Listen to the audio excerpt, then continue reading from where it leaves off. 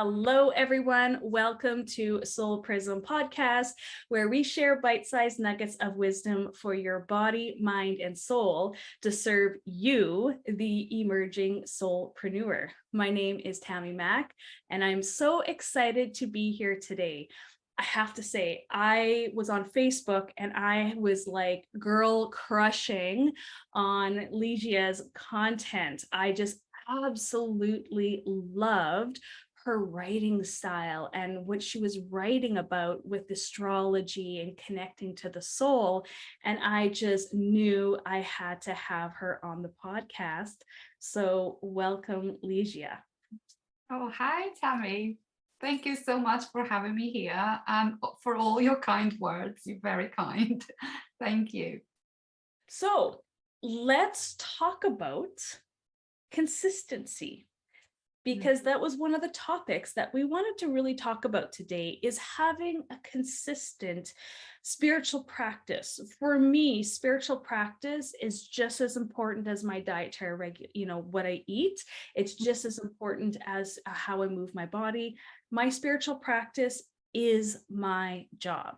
I truly, as a channel, as an energetic alignment mentor, my spiritual practice is part of my job. And so we wanted to really bring in some different spiritual practices that we both use, that we can stay consistent in our energy and in our connection. So I'd love to hear what worked for you, what didn't, what you enjoy, what you don't. So what works? Soul writing for me, it's one of the spiritual practices that I do every single day before I go to bed. I have my journal next to me with a pen, and I just write about the day, and then I write 3 things I'm grateful for, because it's so easy to think the day went wrong. Oh, I didn't do everything that I had on my list, or I did nothing today. Sometimes we have those days that we've been running around doing lots of things, but you feel you've done nothing, right? Or that nothing happened that was special. But then when you actually sit down and you reflect and you bring gratitude and appreciation for how the day went, you kind of start getting grounded on the little things that we take for granted, but they are not, and we are so grateful for it. And when you bring that and you bring the feeling, when you are grateful for something, but you can actually weave it deeply with how it makes you feel, that's when magic happens. That's when appreciation and true gratitude happens. It's just not writing 3 things I'm grateful for. Oh, I'm grateful for this, this, and that, without even like connecting with the heart chakra, with how it makes you feel. So yeah, soul writing for me every day. And then every week I do art journaling. So in the same journal, I just let whatever is happening. Sometimes I do collage, sometimes I do painting, sometimes I do drawing, sometimes I do like a piece of writing, whatever I feel like is channeling through me, I just do it. It makes me ground, makes me connect with my soul. And sometimes the best ideas or the best releases come through this way. So for me, it's like a non-negotiable. I have to do it every week. So that works for me. Meditation, I love meditation. Don't practice it every day. Sometimes not even every week, to be completely honest. I absolutely love it. But I do struggle with setting consistent schedules, if you can say that, for certain things. You know, sometimes life gets in the way. I have 3 children, a dog, a budgie, a business. I run my own business from home. And sometimes you have the best intentions, and it's not hard to find the time. The time is, it's the same for all of us, but we just push those things back. So yeah, that's one of the things I want to bring more. Another thing that I want to bring more into my life is to move my body. And I'm not sporty. I absolutely, I know, hate is a very, like a very strong word. I absolutely don't enjoy doing sports. I was never, when I was in school, I would get like a doctor's letter and not do PE for the whole year.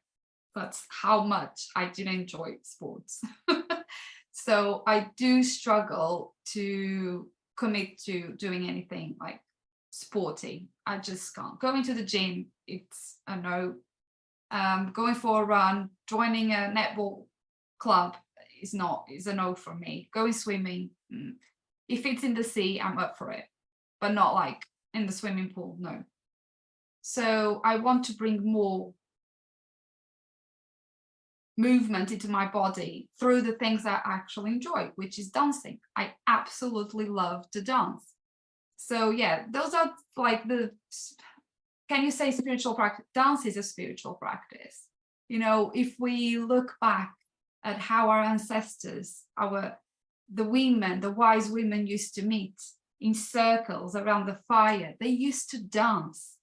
The movement, you know, feeling the flow of the body, feeling the wind, you know, the nature and the connection that you get from it. It's absolutely beautiful. So yes, dance is a spiritual practice, if you listener are wondering. But yeah, that's where I'm at. I'm still working through it. As you said so wisely, spiritual practice is part of our spiritual work. And it should be a priority, and I want to bring more of that. But I also know I'm not the only one that struggles with that. In my community, I see a lot of people struggling with consistency. They start, as I've many times started, and then they give up, or they miss one day or two, and then they feel, oh, I already missed enough days, I have to start over. And then it's just a cycle, isn't it? It really is. Now it's so, your profile lines are so obvious. I would love for you to share your profile lines one more time before I talk about it. 2-4. So she's a 2-4. And so, you know, the in my creative, you know, my feminine archetypal language, the line 1 is the creatrix. The line 2 is the creative muse. The line 3 is the wild woman. The line 4 is the heartist. The line 5 is the queen. And the line 6 is the goddess. So you can see that she loves to create. She loves to create art. She loves to write. She likes to, you know, make art. And she loves to dance, which is very, very line 2, you know, being in nature. I don't like going to the gym. I don't like structure, but throw me in the sea, I'm good to go. And so I just love the alignment with that. What I also find so fascinating is I am a wake up in the morning and create my day. I journal first thing in the morning. You end your day with gratitude. You end your day with journaling. And that's something that I would like to bookend my day with as well, because that's such a beautiful way to seed your subconscious when you're going to bed, right? So that you know, I work with the quantum alignment system where we use seed dreams. We seed our dreams by writing before we go to bed, putting it under our pillow. So that's such a beautiful process that you're doing for yourself. My spiritual practices, I have been like a daily meditator since 2000 and I'd say 18. Huge Joe Dispenza fan. So I can meditate for, and I'm not bragging or anything, but I can meditate up to 2 hours without falling asleep now.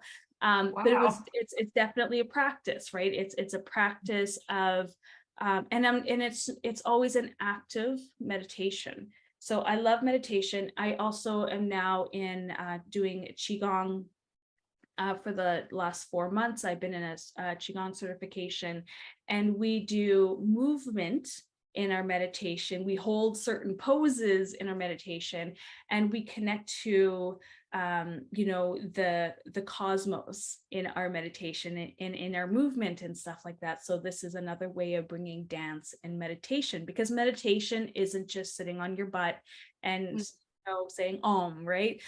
There's so many different types of meditation. I go for so I'm a second line as well. I love spirit walks. So I go to spirit walks and I just walk in nature, and I just connect with nature, and I connect. I did study and initiate in a couple of shamanic trainings over the years, and I just love connecting to nature, to the trees. I'm hugging trees. You better believe I'm down in Happy Valley and hugging trees and talking to the birds, and I love my gardening. But I'm going to say something a little bit maybe revolutionary.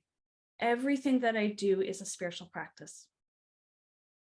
Everything that I do is a spiritual practice, because everything that I do, I truly, truly believe, is a spiritual practice, is an offering, is a service, whether it's for me or for someone else, or I'm always walking with spirit. And so everything that I do, whether it is like, sitting down and meditating in a practice, or doing Qigong, or channeling, or serving, even doing dishes, to me, it is a way of connecting. That's when I get my best channeling.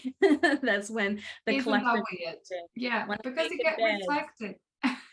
Right, because I even remember, years ago, having what I call waking deja vu. And this is where I was like literally sitting on the couch, and I went to grab the phone, and then a year later I was doing something, and I felt that deja vu, and I was able to remember when I originally had that vision, right? So we don't, as much as we love structure, sometimes it is just a mindset. Sometimes it is just an embrace and an embodiment of who you truly are. So for me, my entire life is a spiritual practice. I absolutely love that. And then we can not be so hard on ourselves. Like, oh, I didn't do this, or oh, I didn't do that, and I have to start all over. If you just, bring spirit in with you, everything I do is just a connection, and then it just flows so much easier. Oh, absolutely. I love that. Have to think like, yeah, no, going to the gym is not my thing. I'm not going. It's, as a generator, I'm like, if it doesn't feel like a hell yes, it's a hell no. So if my statement is a no. And see, and I'm a projector, and I'm a gym rat. I'm a long distance racer. I'm very active in my body, Capricorn rising. So it really flows beautifully between the different energy types. It really flows differently between the personalities, right? Like there is no set structure, right? We are who we are, right? Our energy flows through our personality. And so if you're not a gym rat, there's no shame, there's no blame, right? Like it's just who you are, and you embrace that, right? And so that's beautiful when you're able to do that. And we get to get inspired as well. Because I have this friend, and it's funny enough that when I started to feel this pull of, I want to do more with my spiritual practice, even if it's just creating more, being more creative, doing more painting, doing more crafts with my daughter, doing all the things that sometimes I'm busy, I can't do it, you know what I mean? But it is spiritual practice, because anything that connects you at a soul level, anything that you do that lights you up, it's a spiritual practice. So, but I have this intention of, getting more movement, because as I work from home, my life is very sedentary. I spend a lot of time on my desk. And so it's when I had this, pull to do that, and then I channeled, okay, I'm going to do a 14-day challenge And now I'm inviting everyone in my community to do it as well. I even created a PDF with a tracker to do it. But it's funny enough, on the same day, I have a local friend that sent me a message, and she said, are you up to going for walks from next week? And I said, okay. I didn't felt like, no. I felt like, okay, yeah, I'm up for it. Because maybe because it's in nature, maybe because I'm not alone. That's another thing. Like I'm very, I like to be alone to do a lot of things. But going to the gym or going for a walk and things like that, alone, unless you're doing it as a spiritual practice, I love that you go for walks to actually, meditate. Unless it's that, when it's exercise, it's more fun if you have that buddy next to you. And I said, oh yeah, let's do it. Let's book a day that we every week we know that we have that thing to do and we have no excuse. So yeah, it's like the universe. When you put the intention out there, the universe just sends you these things, these opportunities out of the blue. And yeah, I just felt like I accept the invitation. Yes, let's do it. So I'm excited actually. And that's beautiful. That's truly how we create. That's truly how we manifest, right? We hold a vision, we hold an idea. We don't know how it's going to happen. We don't know how it's going to play out. The how isn't up to us. The only job for us is to have that intention, to hold that in our body, to want it enough, and to get out of the way, right? Get our limiting thoughts, our limiting beliefs, get out of the way and truly believe that you're worthy or something that you want. For instance, I create a vision board every single year. In fact, like I have them all over my house. I do them with clients. I've done workshops, and I was invited to share them in an art gallery in my city recently. So I was like, I'm not an artist, but apparently I am. But anyway, on my vision board, one of the visions that I've had was to be invited to be a speaker, right? I really, this is why I've started my podcast. I'm using more speaking to share my message as opposed to social media now. I'm doing a lot of speaking. And so I had this vision of me pulling my carry-on in an airport. I didn't know where I was going, but I knew I was going to a speaking engagement. And I was recently invited to speak at the International Human Design Conference in September in Denver. And so thank you. And so really, I didn't know where I was going or what I was going to be invited into. I just held that belief, that trust that it was going to happen. So just like you, right? Like you wanted to create consistency in your life. You didn't know how that was going to show up, but an opportunity came in that you responded to correctly, that felt okay to you. And you're excited, right? Because it's something that you wanted to have in your life. You wanted a little bit of structure, and having somebody in your life with, to provide that structure and that accountability is going to set you up for success. I'm curious to know if she is a projector, actually, because that was the thing that I was about to say. Like, there is no right or wrong if you are a gym rat or if you are like me, more like a antisocial. I'm not. But just like someone that likes to be more introspective and do things at their own pace. However, when we get to lean into other people that have the centers activated that we haven't, so that just complements everything, isn't it? Yes, that's why we have those hanging gates. That's why we have the openness of the charts, because we are all of the chart, right? We are all of the astrological chart. We're everything. We're all, right? And so we get to experience other aspects of ourselves in relationship. Like, so you're aligned too. There's this beautiful biofeedback that happens, right? We hermit, we like our alone time, then we get called out. We respond. In quantum human design, it's called the responder. So with that second line, yes, we love our alone time, but at the same time, when we're full up of our alone time, we're ready to be called out into, intimate relationships or partnerships or the community and share our magic, right? So it is such a beautiful dance of that line too. And also the way that we experience life through our relationships with others. Exactly. That's beautiful. I love that. I love the way like all of these things just piece together.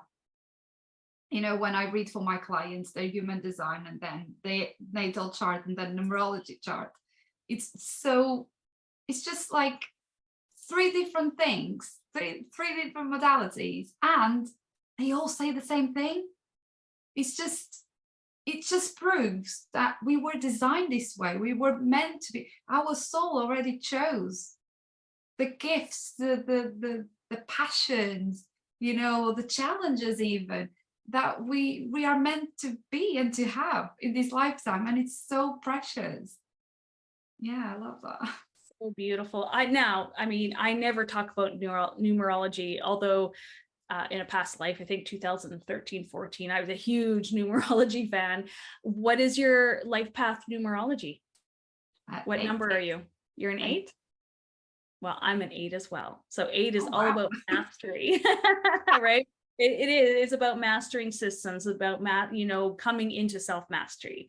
And so that's truly how I feel that I'm coming into mastery. And mastery doesn't mean perfect. Mastery is that we're constantly learning. And as a line 2 really resonates with the 8 because we're always nerding out. Like I'm always going through rabbit holes. I'm always nerding out on something. I always, and as a projector, I love systems. I really want to master systems to make our life easier. And so I love the resonance between, as you said, numerology, astrology, human design, and I use different modalities as well. And we truly are so abundant, right? We're so abundant in the way that we can serve as soulpreneurs, in the way that we can be pioneers of the conscious economy, the way that we are here to bring evolution into the world. Yeah, we are perfect. Yeah. Sometimes we only see the flaws, but if we could see how our soul made us to be, we have no doubts that we are so abundant and that we already have and know and are everything that we need.